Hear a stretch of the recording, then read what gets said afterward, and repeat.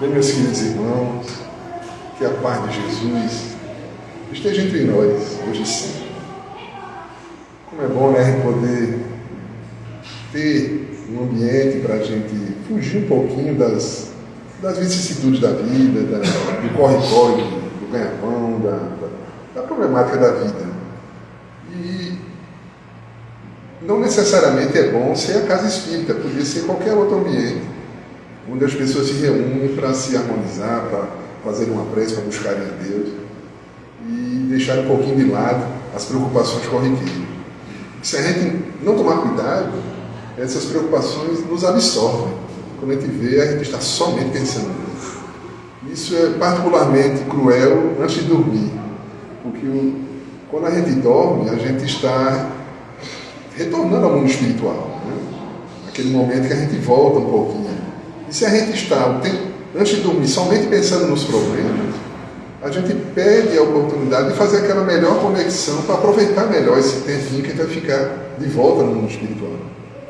Que é um momento onde o corpo repousa, mas o espírito aure novas energias, há encontros com familiares, com nossos guias, nossos protetores, que nos ajudam a nos reforçar, nos dar um alento para enfrentar as dificuldades da vida.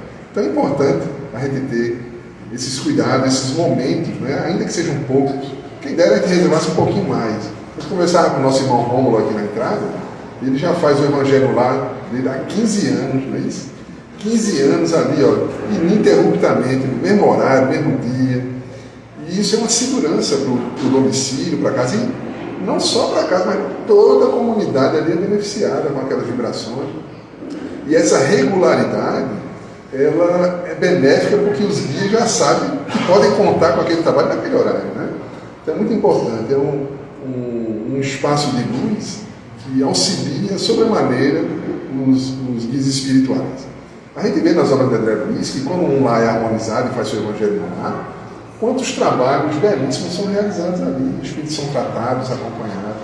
A gente não pode perder, assim, do nosso entendimento, que a grande maioria das pessoas no mundo desencarna em situação assim um pouco precária, porque nem sequer sabe ou tem uma noção do mundo espiritual.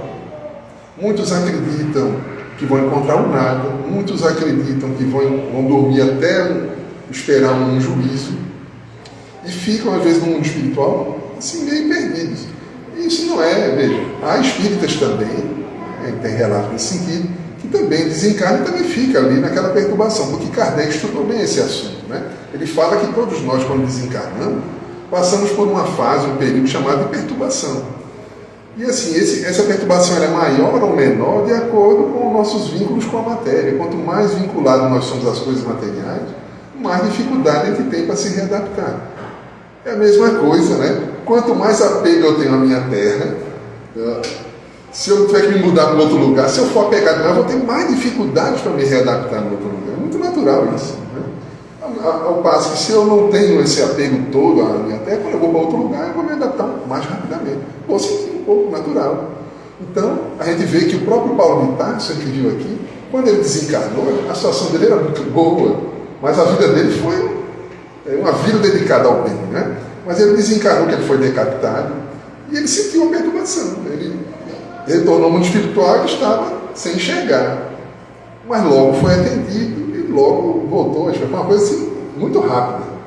E, embora ele estivesse sem enxergar, mas ele estava plenamente consciente. Tem até aquela passagem que ele diz assim, no primeiro momento, assim, e agora, o que eu vou fazer sem enxergar? Mas ele diz, um trabalhador do Cristo não pode, mais ou menos assim, né? Eu vou dizer com minhas palavras, o trabalhador do Cristo não pode se dar esse luxo. Tem que trabalhar mesmo sem estar enxergando. Então ele se levanta. Isso é uma força moral muito grande, né?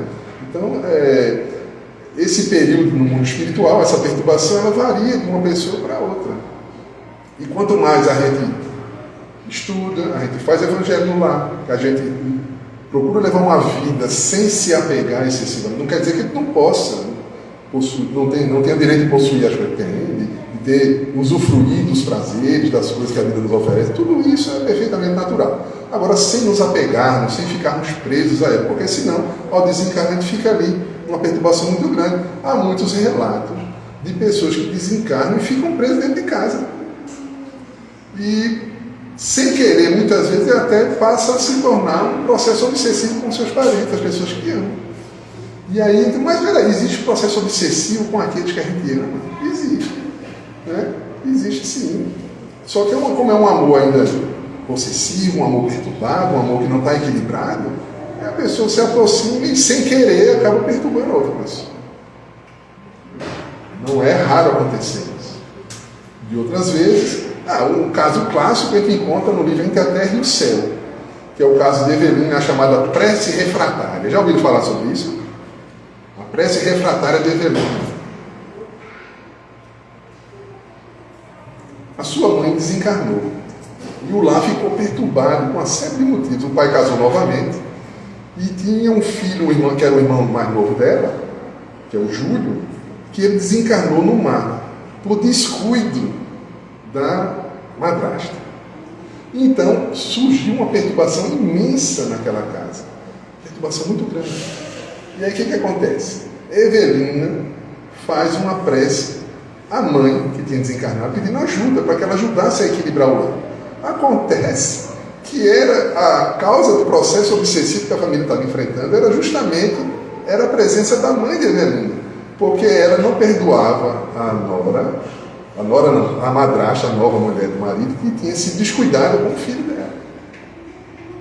Mas a prece dela, por isso que é chamada prece refratária, porque embora a mãe não tivesse condições de atender, mas a prece chegou nos canais competentes, aqueles espíritos mais evoluídos, e atender e ajudar. Não foi um processo simples nem rápido.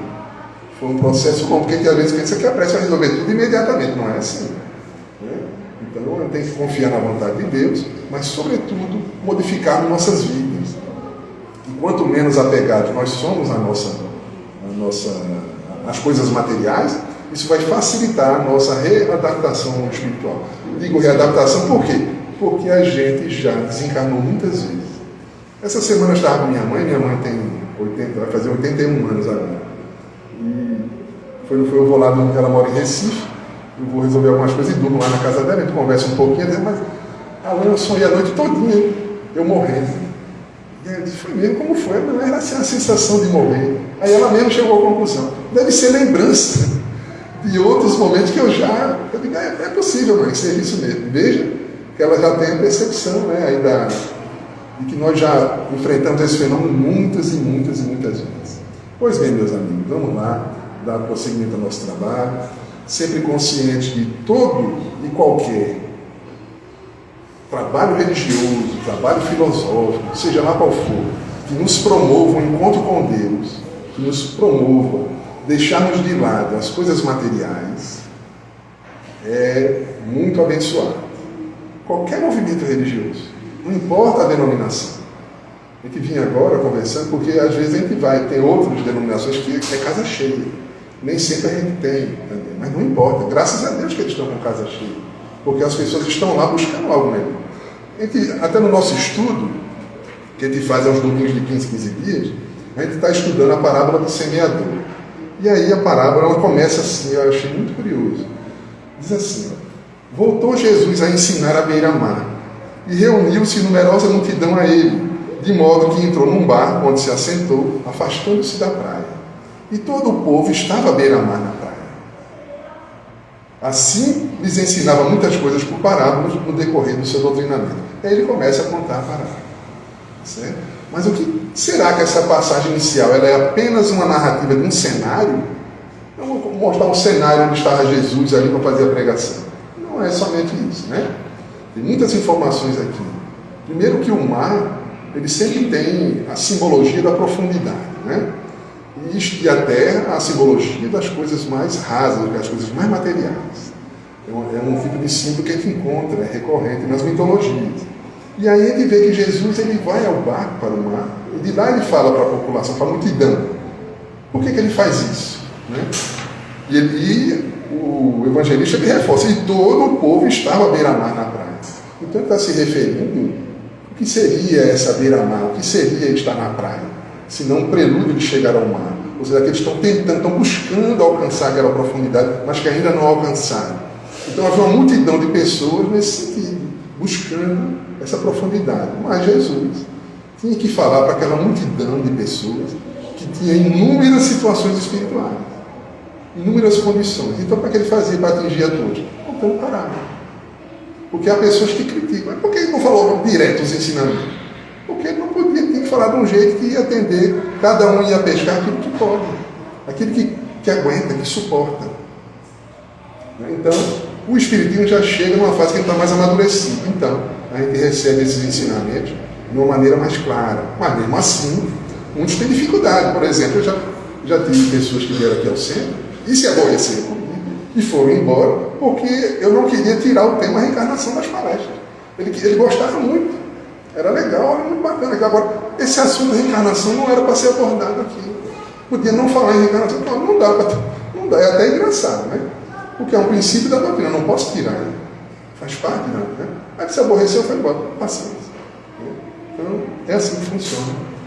Jesus fala por parábolas e a gente vai pescando, né? Buscando aquilo que a gente consegue compreender dentro da nossa maturidade. Pois bem, na tarde de hoje, nós temos o grande prazer de receber o nosso irmão Rômulo, que vem lá do Eurípides Bassanufo, que é uma casa amiga nossa, e sempre muito gentilmente ele nos atende com convite, né? E veio tratar de um tema hoje muito especial, sede perfeito. Sede perfeito. Vamos ver o que nosso irmão vai trazer para nós. Então vamos fazer a nossa prece, na sequência a gente vai para Tarcísio.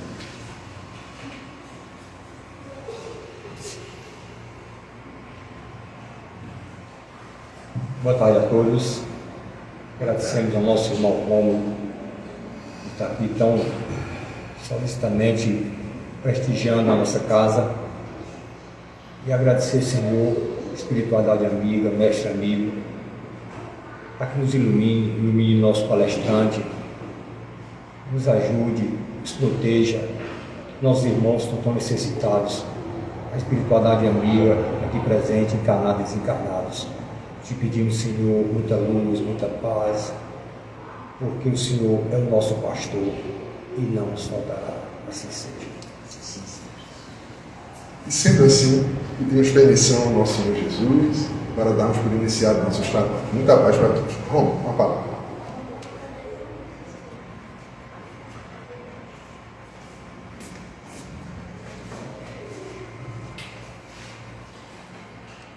Boa noite, gente. Eu ouvi mais os desencarnados do que os encarnados. Vocês estão com fome? Cansados? Vamos começar de novo? Boa noite, gente. Boa noite. Ainda não deu certo. Eu só vou começar quando sair um... Boa tarde. Errou fui eu. Eu acho que estava ajudando não. Tá não. Na dúvida. Pois vamos lá. Boa tarde, gente. Boa tarde. Rapaz, a falha era minha. Gente, hoje a gente vai tratar de um tema muito fácil, sede perfeito. Realmente muito fácil, e eu chamo que o sede perfeito faz parte de um núcleo de grandes propostas que o Cristo nos fez. Podemos dizer que o sede perfeito, o amar o próximo como a si mesmo, o mantém o teu coração puro como o de uma criança, perdoa 70 vezes, 7 vezes, nos dando a entender que é para perdoar infinitamente aquela pessoa que comete as mesmas faltas para conosco.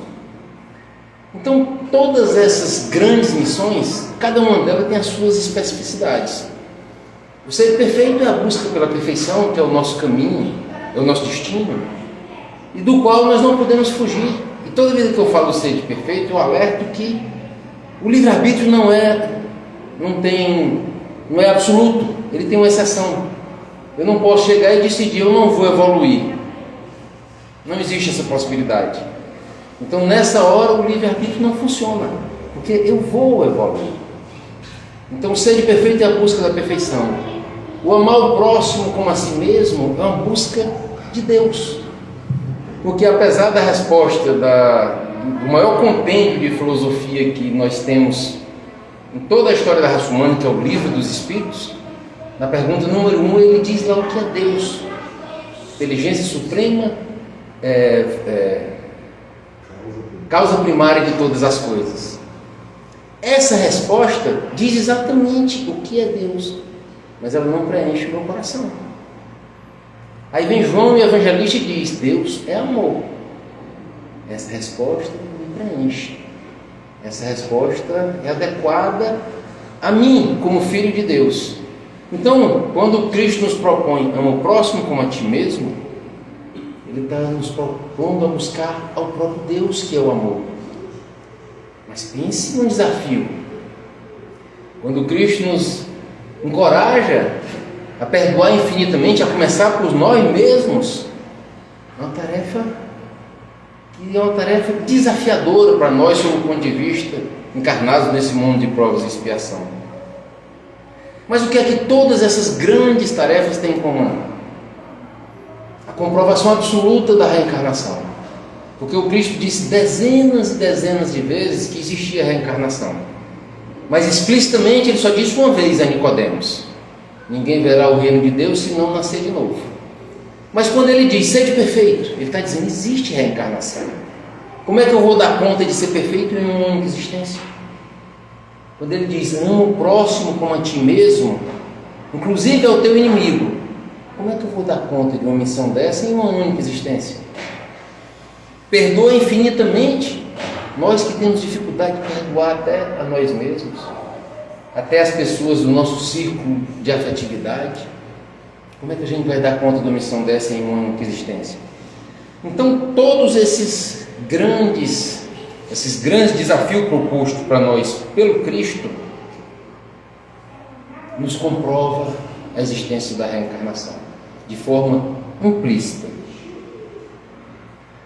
O ser perfeito, minha gente, é um caminho muito longo.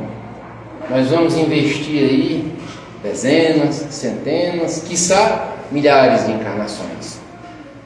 Mas, apesar de ser um caminho muito longo, ele é muito fácil de ser percorrido. Aí se eu vou dizendo isso agora ele enlouqueceu. Como é que o caminho é longo, é difícil e ao mesmo tempo é fácil? Eu vou responder essa pergunta daqui a pouco. Mas já que a gente está falando de perfeição, eu quero propor um exercício para todos nós, para a gente criar o ser perfeito.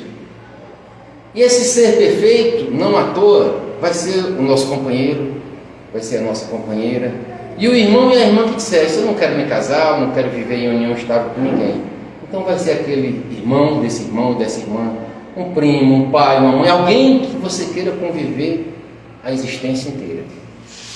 E dentro dessa busca desse ser perfeito, eu coloquei algumas características, mas se faltou, se eu não fui preciso, vocês podem complementar no final. Faltou essa característica, que aí a gente acrescenta.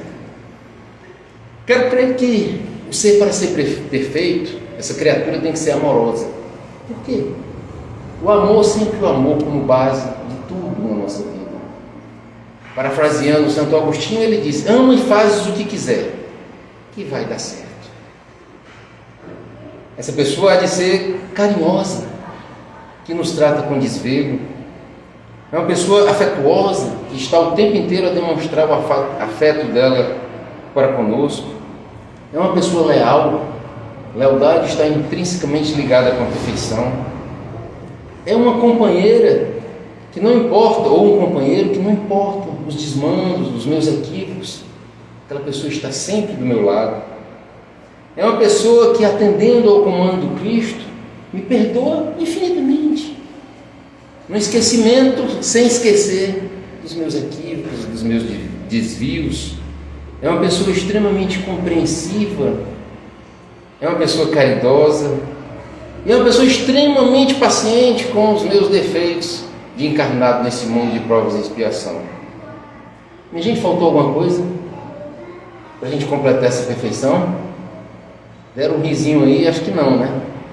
Mas eu estava dando essa palestra em Fortaleza, num seminário, e um rapaz levantou a mão, aí a assistente foi lá, entregou o microfone para ele e disse: eu queria que essa pessoa perfeita, que vai conviver comigo, tivesse mais duas características. Pois não, meu irmão, quais seriam? Queria que ela fosse bonita e rica. E a partir desse momento eu estou incluindo também que essa pessoa ou é um homem ou uma mulher bonito, beleza é relativa, e rica. Mas homens são coisas materiais, mas se ela é rica ou rico, me dá a possibilidade de eu trabalhar a minha espiritualidade, o meu desenvolvimento, porque eu estou desobrigado das questões materiais. Então vejam só essa criatura. Vou repetir para a gente ver como é uma criatura interessante. Amorosa, carinhosa, afetuosa, atenciosa, leal, companheira, perdoa infinitamente, compreensiva, caridosa, paciente, bonita e rica. Vamos imaginar na nossa mente, do nosso lado, esse anjo, esse ser que não tem a origem aqui nesse mundo de provas e expiações. Mas vamos fazer a pergunta mais importante, não para essa pessoa, mas para nós outros, para nós mesmos. Nós merecemos conviver com essa pessoa? E aí é o ponto que nos impacta a alma. Aí é o ponto que toca em nós. Porque o que é que nós fazemos com a perfeição? A gente projeta no outro. O que é que a gente faz com a nossa obrigação de nos transformarmos? A gente quer que o outro se transforme. Ah, se minha esposa fosse desse jeito. Ah, se o meu marido fosse daquele jeito. Ah, se meus filhos não me dessem trabalho. Entrego tanto amor, faço tanto por eles, e eles são desse jeito. Ah, se no meu país não tivesse um tirano no poder, um corrupto no poder. Ah, se não existisse violência. Então, se nós percebermos, nós desperdiçamos muita energia querendo mudar o outro, o que está fora da gente.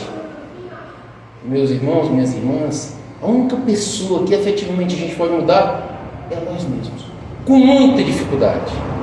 Não é um processo fácil, mas é a missão primeira de todos nós, é nos transformarmos. Nos transformarmos. E como é que a gente se transforma? Existe um princípio socrático, básico, que está reproduzido inclusive nesse compêndio de filosofia que é o Livro dos Espíritos.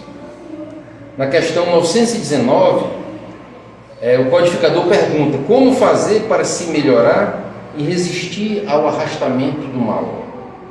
O Espírito de Verdade nos esclarece: conhece-te a ti mesmo. Então, como é que eu vou me transformar se eu não conheço a mim mesmo? Como é que eu vou resolver o egoísmo que tem dentro de mim sem me reconhecer egoísta? Como é que eu vou trabalhar minha própria vaidade se eu não me reconheço vaidoso? Então, o princípio básico foi um conselho de Sócrates que está repetido aqui no Livro dos Espíritos. E tem uma menina que sabe das coisas, Joana de Ângeles, que ela nos ensina que o que eu conheço de mim mesmo ainda é muito pouco para perceber a grandiosidade de quem realmente eu sou. Eu acho que isso aqui é a coisa mais bonita que tem nessa nossa conversa de hoje à noite. E é uma grande verdade. O que nós conhecemos de nós mesmos ainda é muito pouco para a gente perceber a grandiosidade que efetivamente nós somos. Nós somos fagulhas da divindade. Nós somos filhos de Deus. Obra da criação. Não existe outro Rômulo no universo inteiro. Único. Fez e quebrou a forma. Então, nós somos extremamente importantes. E nisso nós precisamos sempre trabalhar nos valorizando a nós mesmos como fagulhas da divindade. Agora, nos valorizar não quer dizer eu me abraçar com a minha luz e rejeitar a minha sombra. Porque aí eu estou seguindo o caminho inverso da orientação do Livro dos Espíritos. Eu preciso conhecer a mim mesmo. Sou egoísta. Vem para cá, egoísta. Sou eu. Preciso me reconhecer egoísta. Porque enquanto eu não me reconheço egoísta, eu não faço nada para mudar aquele egoísmo que ainda faz parte do meu ser. Emmanuel, comentando Mateus 5,48, quando ele fala dessa orientação do Cristo ser de perfeitos, ele nos diz exatamente o que é ser perfeito. Ser perfeito é se identificar inteiramente com o amor de Deus. Mais uma vez, o amor sempre o amor. Ser perfeito é a gente se identificar com o amor de Deus. Esse amor que está a todo instante nos procurando. E nós, ignorantes, damos as costas a eles muitas e muitas vezes. Repetidas vezes esse amor nos procura e nós viramos contra ele.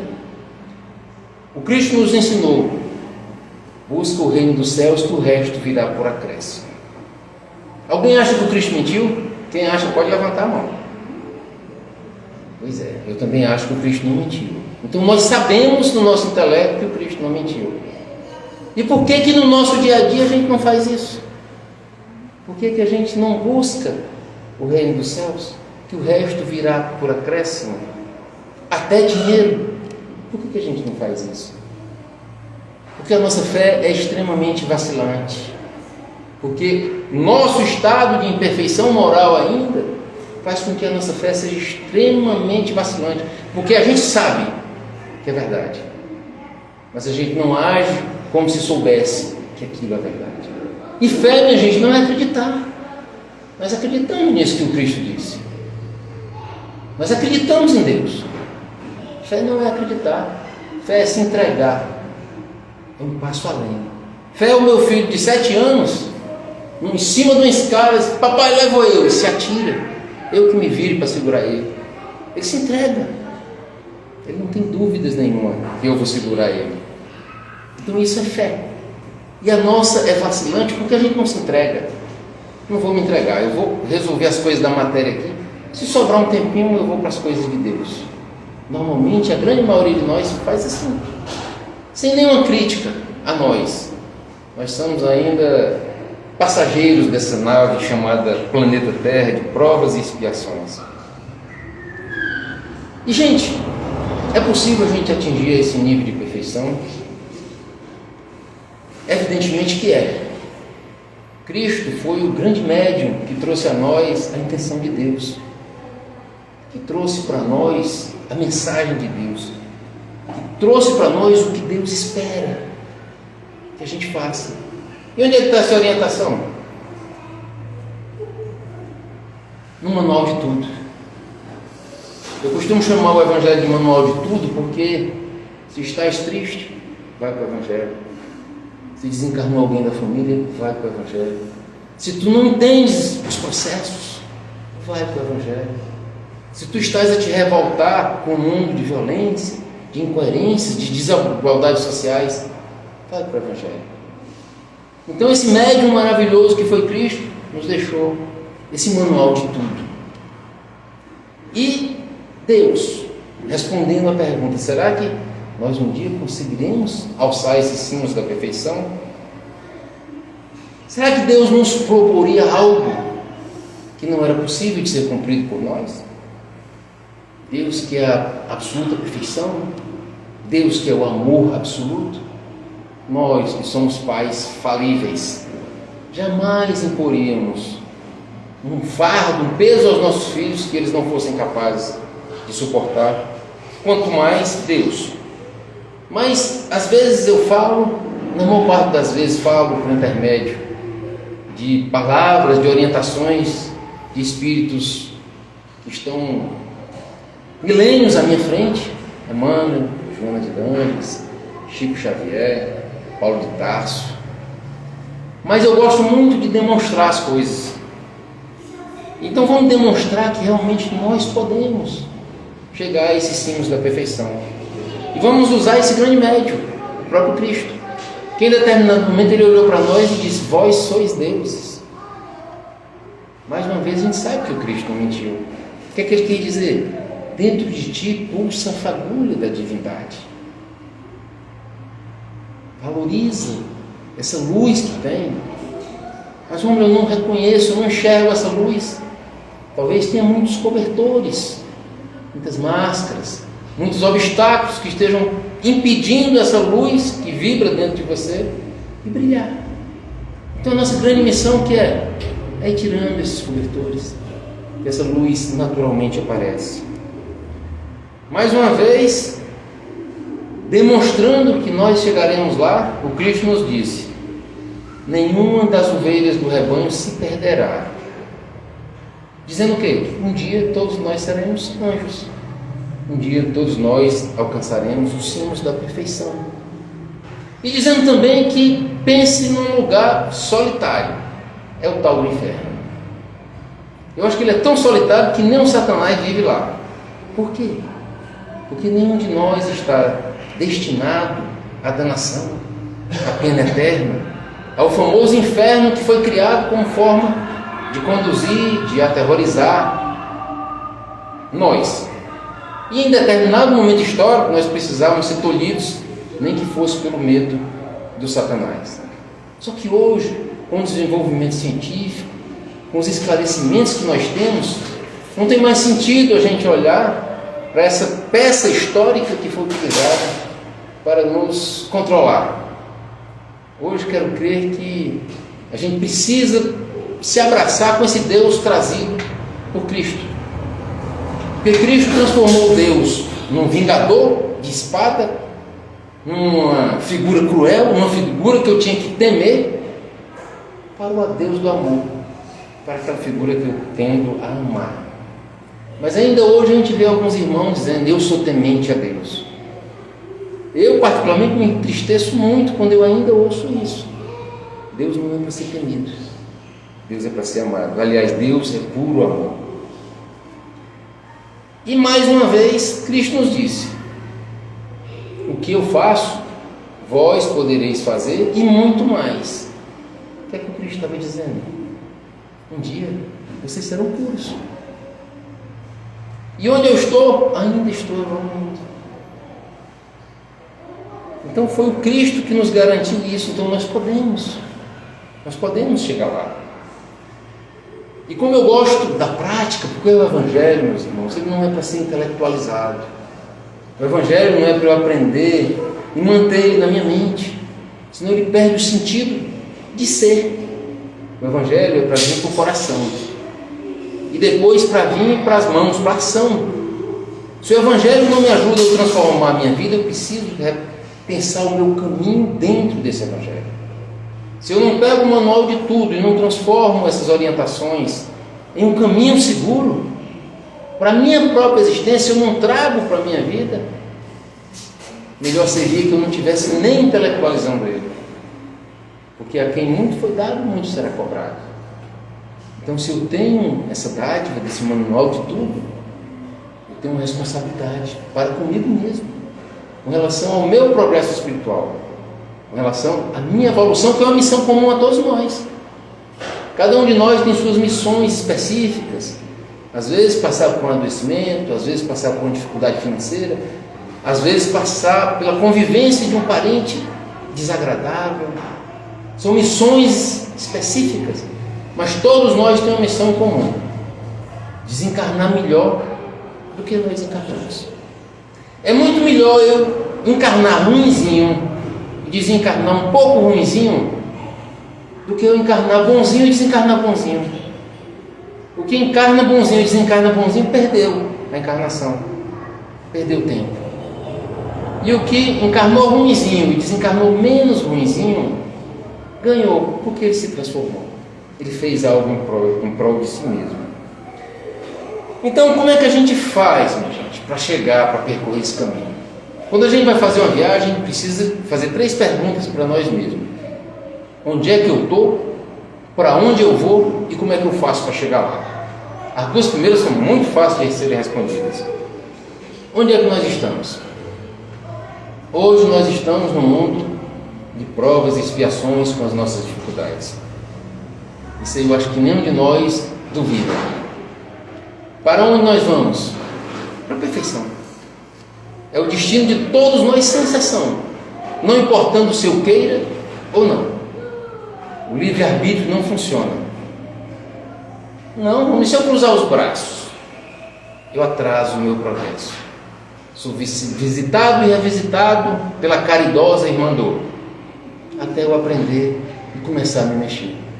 Mas nenhum de nós tem a opção de não se transformar, de não ir para a perfeição. Então vamos para a pergunta difícil: como é que a gente faz para chegar lá? 2 coisas: agir no mundo, utilizando o manual de tudo, sem P e sem P. Entenderam?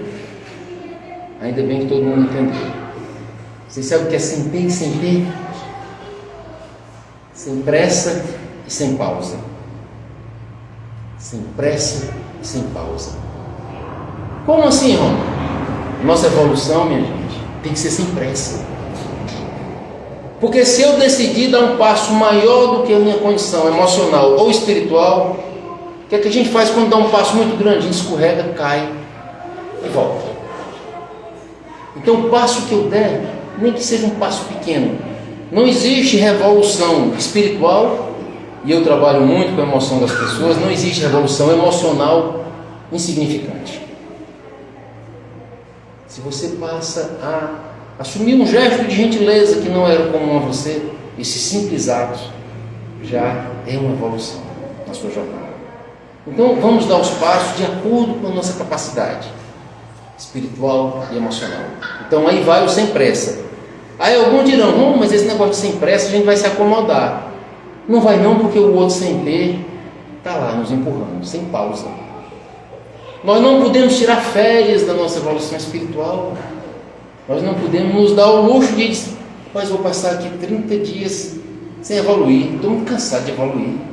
Dá muito trabalho. Vou passar 6 meses sem fazer caridade. Está muito difícil para mim. Quase não tenho tempo. Nós não podemos nos dar esse luxo de dar pausa na nossa evolução espiritual. Porque se a gente fizer isso, minha gente, a conta vem. E a conta vem não como uma vingança, não como algo que Deus está querendo nos prejudicar, nos castigar. A conta vem em nosso auxílio, para nos chacoalhar. E aqui eu peço licença a vocês para contar uma historinha de uma pessoa que é muito especial para mim. É uma historinha de mim mesmo. Eu, numa época da minha vida, morei em Fortaleza. E naquela época, eu trabalhava muito, mas trabalhava, vivia viajando, vivia trabalhando, num nível de cansaço e de estresse, que hoje eu olho para trás, é sobre-humano aquela carga que eu assumi. Mas ainda assim, eu estava no centro espírita 3 vezes por semana. Eu tinha visitação de famílias que estavam em dificuldade, que a gente chamava um grupo de implantação de evangelho no lar. E qualquer pessoa que tivesse em dificuldade, a gente ia visitar nos domingos à noite. E eu fazia campanhas de arrecadação.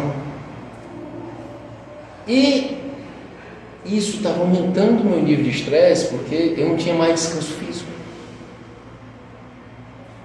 Ou seja, eu estava fazendo mais do que emocionalmente eu tinha condições de fazer. Aí resolvi mudar de vida.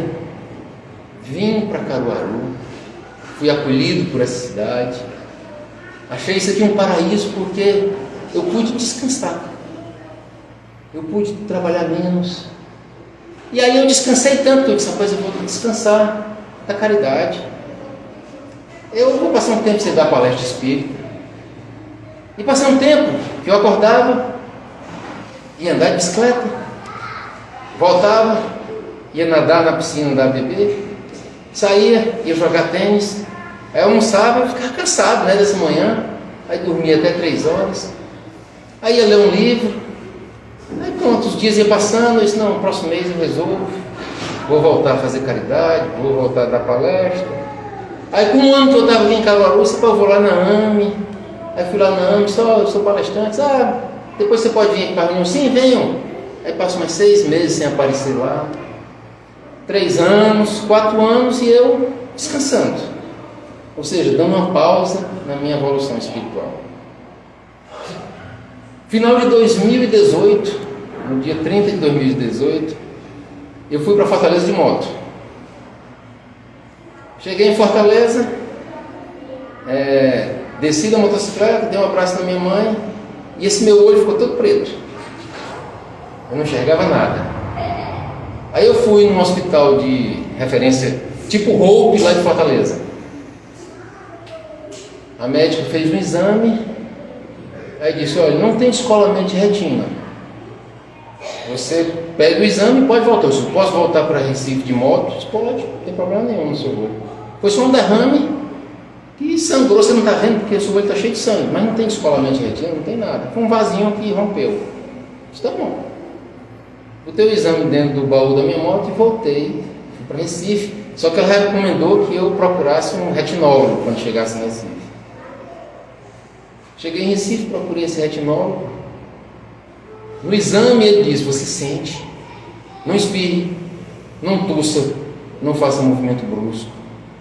Aí ele disse: doutor, eu não tenho problema, me diga logo o que aconteceu. Você está quase cego desse olho, você não está sabendo que está cego, porque ele está cheio de sangue, você não está enxergando nada mesmo. E o outro está prestes a descolar a sua retina. Aí eu, no primeiro momento, fui invadido por um desespero, até o momento que eu fui iluminado. Ainda tinha um restinho de merecimento em mim, era só um restinho, que eu fui iluminado por uma paz e disse: não vou ficar com 2 problemas, vou ficar só com o problema do olho, então não vou me desesperar, vou fazer o que eu tenho que fazer. Terminei fazendo naquele ano 4 cirurgias nesse olho, e depois da cirurgia a gente tem que ficar 50 dias olhando para o chão, até dormir olhando para o chão. Era numa extensão da cama de madeira com um buraco, e a gente ficava com a cara. Então eu passei mais ou menos um ano olhando para o chão e consegui salvar 20% desse olho. E esse aqui fiz um tratamento para estabilizar, para não acontecer mais. Só que esse olho vem perdendo ano após ano, estou quase cego dele. Aí o que foi que aconteceu? Eu percebi isso que eu acabei de dizer para vocês. Eu quis dar um salto maior do que o que eu tinha condições de dar.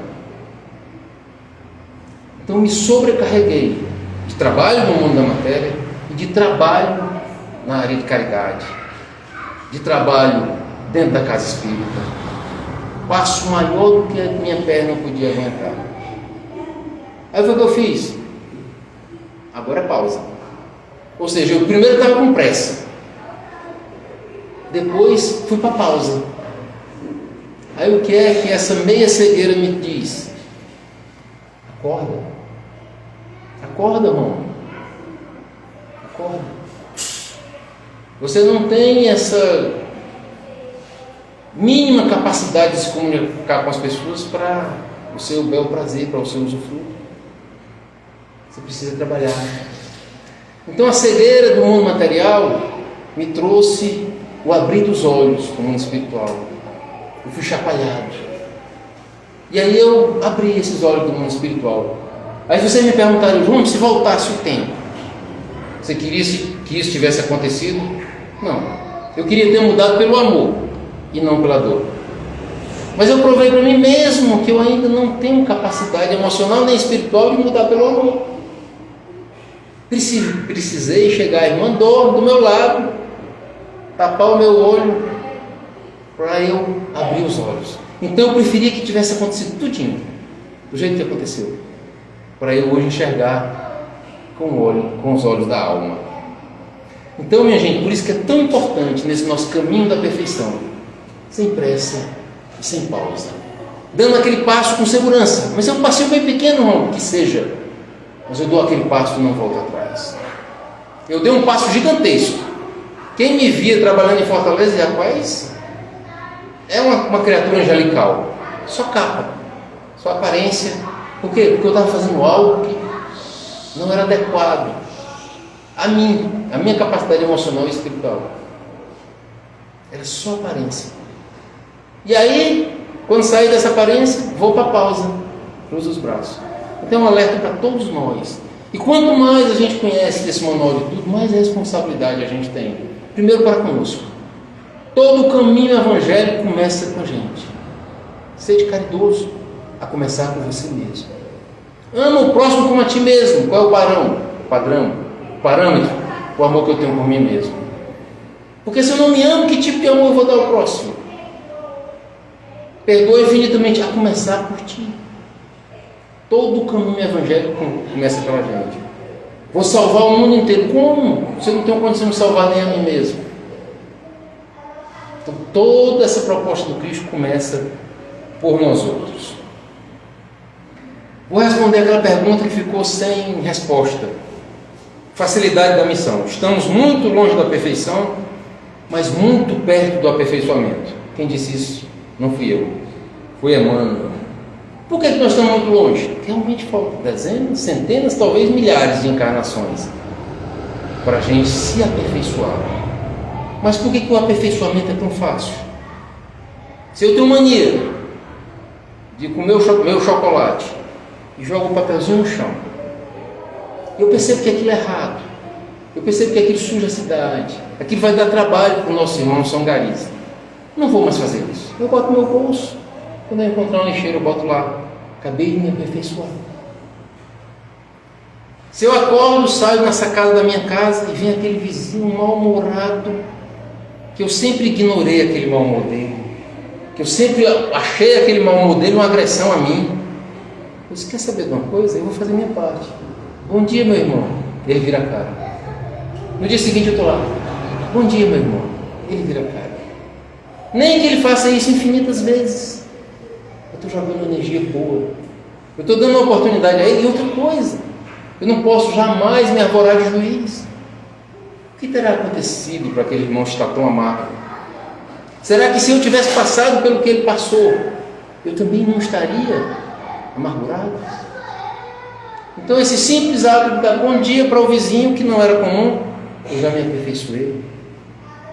Se eu sou aquela pessoa irritadiça e eu faço um trabalho, cada dia eu vou ser mais tolerante. Estou me aperfeiçoando. Se eu tenho uma violência dentro de mim, primeiro eu reconheço que eu tenho essa violência dentro de mim. E cada dia que eu vou trabalhando essa violência, eu estou me aperfeiçoando. É por isso que Emmanuel nos diz, o caminho é difícil e é longo da perfeição. Mas o aperfeiçoamento é muito fácil, porque qualquer migalha, qualquer passo, qualquer reforma que você faça na sua vida, você está se aperfeiçoando. Então qual é o nosso objetivo em relação a esse tema? Levar para o nosso cotidiano essa capacidade de dar pequenos passos, um depois do outro, um depois do outro, sem pressa e sem pausa. A perfeição do amanhã, meus irmãos, minhas irmãs, começa na bondade do hoje. Muitos de nós dirá, perfeição é um negócio muito difícil. Vou deixar aqui de lado. Não, amor ao próximo, nem pensar, isso é coisa para o Cristo. Perdoar? Não, aquela pessoa, o que ela fez comigo é imperdoável. Aí vai tirando todas as missões. Vai se acomodando. Vai se acomodando. E a gente só muda a nossa vida hoje. É hoje, às 17 horas e 20 minutos desse domingo, 28 de maio. É hoje que começa a minha revolução espiritual. É no presente. Nós que fazemos planos para o futuro, para progredir, a gente está agindo igual os navegantes da ilusão do dia 30 de dezembro. O que são esses navegantes da ilusão do dia 30 de dezembro? Somos nós. Que dia 30 a gente diz, eu vou emagrecer, vou fazer exercício, vou fazer caridade, próximo ano vou amar o próximo, vou passar a visitar mais minha mãe, vou visitar o doente. Dura 24 horas. No dia 1º de janeiro, que você olha no espelho, eita, sou a mesma pessoa. O outro sem fazer exercício, sem fazer caridade, sem amar o próprio, a mesma pessoa. Então, se a gente não começar a nossa reforma hoje, a gente vai ser igual os iludidos do dia 30 de dezembro, que somos nós mesmos. E por que existem os iludidos do dia 30 de dezembro? Porque a gente planeja coisas que a gente não tem capacidade de fazer. A gente planeja um passo que a nossa perna não dá. Aí no dia 31, à meia-noite, a gente escorrega, cai, e no dia 1º a gente volta para a nossa posição anterior. Por isso que nós temos que estar vigilantes com relação a nós mesmos e mudar no presente. No presente. Eu gosto muito de fórmula. E tem 7 passos para a gente levar isso para a nossa vida. O primeiro dele é decisão. Nós optamos por tudo na nossa vida. Inclusive quando a gente não opta, a gente já está fazendo a opção de não optar. Muitos de nós, ou por ter uma autoestima baixa, ou por se achar inferior, a gente diz, não vou escolher, vou deixar que o destino me leve. Está escolhendo. Então a gente toma em média de 3 a 4 mil decisões por dia. escovar o dente, botar a pasta, trocar de roupa, escolher a roupa, ir para o café, de 3 a 4 mil decisões por dia. Então a gente precisa de decisão. Eu vou decidir me transformar. Hoje vai ser só aquela fagulhazinha, mas eu tenho que me lembrar que não existe revolução espiritual insignificante. Então toma a decisão. Segunda coisa, escolher um objeto possível. Mais uma vez, como é que eu vou salvar o mundo se eu tenho dificuldade de salvar a mim mesmo? Como é que eu vou perdoar o meu torturador se eu não consigo perdoar nem a mim mesmo? Eu escolhi algo que seja possível. Mas aquele cara assassinou meu pai. Eu não tenho como perdoá-lo. Ok. Então eu faço um trabalho para não desejar o mal para ele. Faça o que for possível. Tem que ser um objeto possível. Ação. Não adianta nada eu decidir escolher algo possível se eu não agir. Se eu não agir. Os nossos irmãos católicos têm uma frase que eu sempre achei muito bonitinha e muito verdadeira. De boas intenções o inferno está cheio. De que adianta as nossas boas intenções? Se a gente decide, se a gente escolhe um objeto possível e a gente não age. E aqui tem uma historinha que não é minha, mas de um jovem muito espírita, de uma família espírita, que, incentivado pelo seu avô, queria fazer uma grande obra. E ele decidiu ser médico, ia construir um hospital para atender os pobres. Mas desde a faculdade iria começar esse intento. E o avô dele disse: não espere para a faculdade, comece a agir agora. Mas ele se viu estudando muito para o Enem. Estou sem tempo. Mas quando eu me formar, que aí eu tiver o diploma, aí eu posso realmente exercer a medicina. Se formou. Mas junto com a formatura veio o casamento, as responsabilidades. Pai, tem esse meu compromisso de vida. Mas eu vou deixar me estabilizar mais na minha profissão. E se estabilizou na profissão. Aí você pode ter aquele meu compromisso, eu vou fazer um grande hospital só para pobres. Aí quando estava estabilizado, um médico reconhecido, a faculdade veio e disse: olha, nós precisamos do seu conhecimento, você precisa ser professor. Durante o dia ele estava na clínica, à noite estava ensinando. E disse: agora eu não tenho tempo, mas quando eu me aposentar eu vou fazer esse hospital para os pobres. E um dia, já muito bem materialmente de vida, ele estava se balançando na cadeira e se pegou sonhando. E no sonho estava o avô dele. E ele disse: meu avô, que coisa maravilhosa eu me defrontar com o Senhor. Olha, aquele hospital vou construir. E está bem pertinho, porque eu estou perto de me aposentar e eu vou dedicar todo o resto da minha encarnação a esse hospital. E o avôzinho dele ri, dá um beijo na cabeça dele e disse: meu filho, não dá mais tempo, você não está sonhando, você desencarnou. Evidentemente isso não é verdade, mas isso ilustra muito bem nós que nos enchemos de boa ação, boas intenções e pouca ação. A gente está sempre programando para o futuro fazer o bem. Esquece que as nossas possibilidades de fazer o bem é no presente. Nós temos dezenas, às vezes centenas de oportunidades de fazer o bem por dia. E fazer o bem, às vezes, é olhar com um olhar de caridade para alguém que está triste. Às vezes um sorriso para alguém que está com semblante pesado, às vezes se ajuda a transformar a vida daquela pessoa.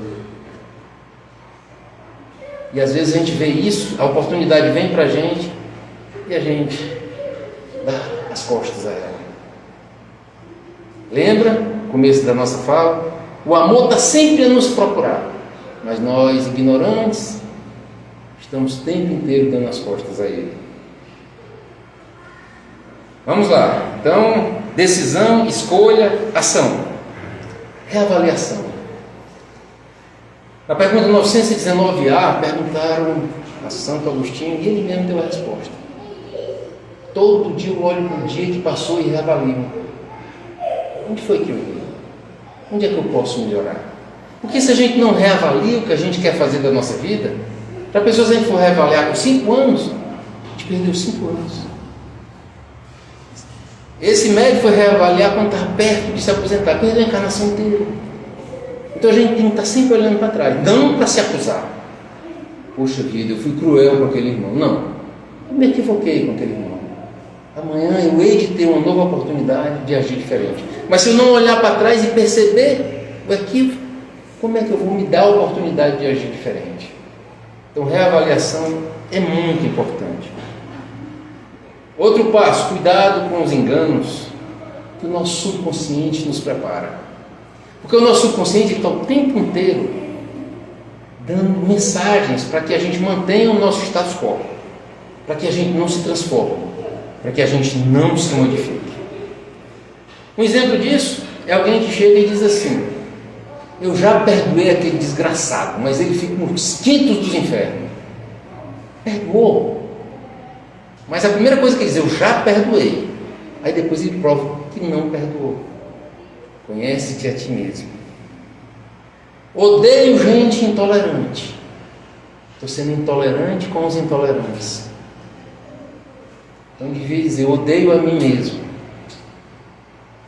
Te amo demais porque você é muito boa para mim, ou porque você é muito bom para mim. Ama. Gratidão.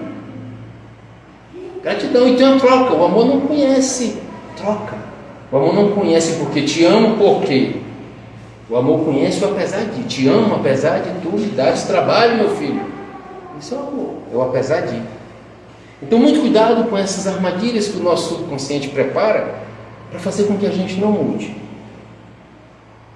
A direção da casa disse que eu podia ficar à vontade e eu só tenho umas 3 horas e meia de fala. Então pode ficar tranquilo, quem deixou o menino pequeno em casa, 3 horas e meia está saindo daqui. Paciência conosco mesmo. Às vezes nós somos extremamente cruéis com os nossos equívocos. Quando a gente olha o nosso lado sombra, não é para nos massacrar, senão a nossa reforma íntima vira uma tirania íntima, vira uma tortura íntima. Então a gente olha para o nosso lado sombra e traz ele para o peito. Você sou eu, essa sombra sou eu. Mas com caridade, com paciência com os nossos próprios equívocos. Nós temos um tempo pequenininho para chegar na perfeição, que é o infinito. Mas nós não podemos nos acomodar. É sem pressa, mas é sem pausa. E por fim, minha gente, gratidão. Gratidão é um sentimento que nos ajuda em tudo. Em tudo. O grato vive melhor do que o ingrato. O grato é otimista. O ingrato é pessimista. O grato transforma a própria existência. Inclusive eu, psicoterapeuta, às vezes eu uso a terapia da gratidão para ajudar determinados corações a se livrar de determinadas amarguras. Ser grato a quê? A tudo. Hoje eu sou grato à minha meia cegueira, porque ela fez com que eu abrisse os meus olhos. Hoje eu sedento, sou grato a uma meia garrafa. Ao passo que se eu olhasse para essa meia garrafa com pessimismo, eu disse, poxa, eu estou sedento e ela está meio seca. O grato enxerga a vida sobre um panorama diferente. O grato olha para a violência, o grato olha para a corrupção, o grato olha para as injustiças, entre aspas, e percebe que por trás disso, que para nós, para os nossos olhos materiais, é o caos. Percebe que por trás desse caos aparente existe um mecanismo absolutamente perfeito. Absolutamente perfeito. Mas só o grato consegue perceber isso. O ingrato só vê desilusão, só vê desesperança. Então, nesse nosso processo de aperfeiçoamento, de mudança, de um passinho depois do outro, vamos colocar na nossa vida gratidão. Eu sugeri uma vez a um paciente, eu perguntei a ele, o que você faz no seu dia a dia? Eu sou muito estressado, eu estou lá na minha fábrica e eu fico sempre com a mão nos bolsos. Bote uma pedra dentro do seu bolso. Ele olhou assim, você está doido? Eu disse, não, bote uma pedra dentro do seu bolso. Cada vez que você meter a mão no bolso e tocar a pedra, é um sinal para você lembrar de agradecer por algo. Agradecer por quê? Por um copo d'água que você bebeu, por um café que você tomou, por você ter sua empresa, por você ter sua família, por tudo. Parafraseando o extraordinário Paulo, em tudo dai graças. Minha gente, mais ou menos estamos nos preparando para terminar, mas mais uma vez eu quero pedir, não para vocês, para nós, porque toda vida que eu falo, minha orelha pertinho da minha boca, serve muito para mim, para pegar esse tema e não ficar só na nossa mente. Eu diria até que se transformar é a base do verdadeiro espírita. Eu digo mais, um ateu que se transforma, ele é mais espírita do que um espírito que conhece toda a codificação, mas é fechado em si mesmo e não se permite se transformar. Eu diria que se o espiritismo, nossos irmãos católicos, tem o sinal da cruz, né? Eu diria que nós espíritas, se nós tivéssemos um sinal, seria: o Evangelho entra na mente, precisa descer para o coração para a gente sentir aquela mensagem, e precisa vir para as mãos, que é o trabalho. É nos transformarmos a nós mesmos. Então, um pedido, dentre uma ou outra bobagem que eu tenha falado, escolha um ponto que seja mais importante para você e leve para o seu cotidiano. Leve para a sua vida, leve para a sua transformação dentro do seu trabalho, dentro da sua família, dentro da sociedade em que você está incluído. Eu queria terminar trazendo um poema que eu sempre achei muito bonito, mas a minha memória é curta, eu peço licença a vocês para ler. É um poema que diz justamente dessa ansiedade pela perfeição e o reconhecimento de que não é perfeito. Então busca ser pequenino, mas não abre mão de fazer o que tem que fazer. Acordei quando a manhã se vestia de luz para receber o dia. O sol, espreguiçando-se por detrás das nuvens, derramava seus raios mornos pela terra. Abrindo a janela, senti uma grande alegria e desejei orar ao Criador de todas as coisas, ao Pai de todos nós. Queria dizer tantas coisas, mas como se pode, sendo tão pequeno, dizer coisas grandiosas a quem é tão onipotente? Desejei abraçar o dia e servir, fazer algo útil, bom e especial. Como se pode agradecer ao Pai generoso por tantas dádivas, se não buscando se tornar um servidor para suas criaturas? Então, entre a timidez e a emoção, com o coração a cantar em descompasso no peito, comecei: meu Deus e meu Senhor, eu gostaria tanto de poder colaborar contigo. Eu gostaria de ser um jardim de flores de todas as cores para embelezar a terra inteira. Mas na pobreza que a minha alma encerra, não podendo ser um jardim, deixai-me ser uma única rosa solitária na fresta de uma rocha, dando um pouco de beleza ao altar da natureza. Eu gostaria de ser um canteiro perfumado, onde as abelhas viessem colher o néctar para produzir o mel que alimentaria bocas infantis. Eu gostaria também de ser um trigal maduro para repletar de pão a mesa do irmão, mas é demasiado para mim, Senhor.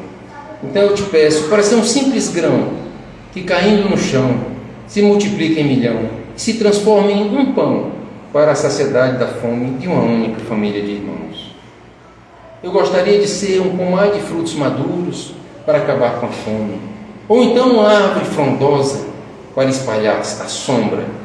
Mas, não conseguindo, Senhor, eu lhe venho pedir para ser uma pequena árvore de galhos quebrados, projetando uma pequena sombra na estrada, para que alguém, ao passar de mansinho, possa se abrigar no caminho. Eu gostaria, Senhor, de ser a chuva generosa que cai sobre a terra porosa, reverdecendo o chão. Mas como eu não consigo, então eu lhe pedirei para ser um copo de água fria, matando a sede e a agonia de quem anda sedento em desesperação. Eu gostaria de ser um riacho que descesse a encosta da montanha cantando, por entre as pedras, ofertando linfa refrescante às árvores que protegem o sol. Meu Deus, eu gostaria de ser como a Via Láctea de estrelas, para que as noites da terra fossem mais belas, Mas na minha pequenez, já que eu não posso ser um cinturão de astros, deixa eu ser um simples pirilampo na noite escura, iluminando a amargura de quem anda na escuridão. Eu gostaria de ser um poeta, um artista, um trovador, quem sabe um cantor, um esteta, orador, para falar da magia e da beleza da tua glória. Mas como eu quase nada sou, como me falta o verbo, a maestria, então eu te peço, Senhor, para ser o companheiro da criatura deserdada. Eu gostaria de ser a montanha altaneira, de onde se tivesse visão da terra inteira, mas na impossibilidade de lograr, eu venho te rogar para ser uma pedra, pavimentando o chão por onde marcha o irmão na conquista da amplidão. Deixa-me caminhar pela estrada e estender a mão a quem anda solitário e triste. Deixa-me ser-lhe a mão de sustento e lhe dizer: sou teu irmão, estou contigo, sou teu amigo, vem comigo. Obrigado, meus irmãos.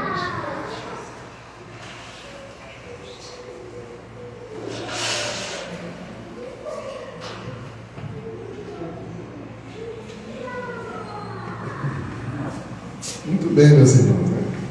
E a gente possa aproveitar o ensinamento. Assim, eu tenho esqueci de dizer no início, nosso irmão é psicoterapeuta, né? E faz os atendimentos aqui, trabalha um bocado. Depois da pandemia aí, parece que ele está precisando um pouquinho mais, né?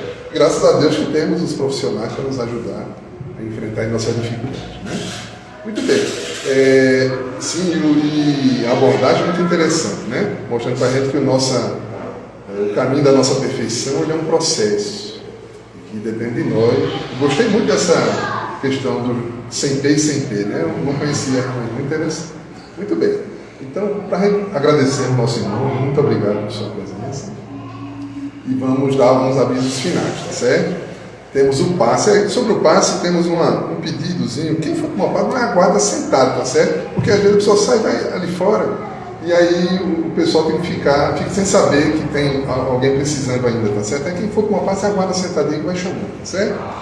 Temos o nosso estudo também, que é nos domingos, de 15 em 15 dias. Hoje não tem, mas semana que vem teremos, se Deus quiser. E também, quem quiser colocar o nome no livro de vibrações, tá certo? Para nossas reuniões das quartas-feiras, fica à vontade, tá certo? Vamos orar então, para encerrar nosso trabalho. Vou pedir ao nosso Moisés Souza, por favor, fazer a prece.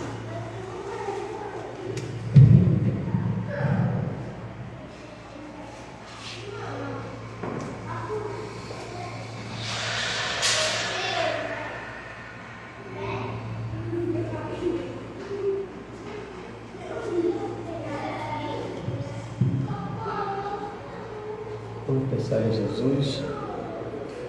Senhor Jesus, mestre amigo, espiritualidade amiga, acompanha o benefício dessa casa. Somos gratos por essa oportunidade que estamos tendo de ser ativados mentalmente para melhorar o nosso espírito através dessas que nós recebemos hoje de ensinamento. Possamos ter coragem, ter condições de exercer essas atividades para que possamos evoluir espiritualmente. Temos também condições de auxiliar os outros, assim como nós vamos nos auxiliar. Que a paz de Jesus nos continue, nos dê sempre a sua luz e a sua bondade. Assim seja. Sendo assim, meus irmãos, pedimos permissão a Jesus para concluir essa parte dos nossos trabalhos. Muita paz para todos.